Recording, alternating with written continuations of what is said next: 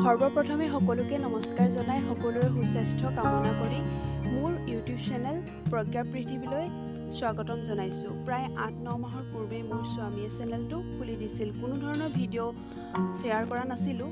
মোৰ কেইবাগৰাকী বান্ধৱী অনুৰোধ মৰ্মে আজি মোৰ স্বামী গৃহৰ সেউজী সুন্দৰ অলপ ফুলৰ ভিডিঅ' আপোনালোকৰ মাজত আগবঢ়ালোঁ।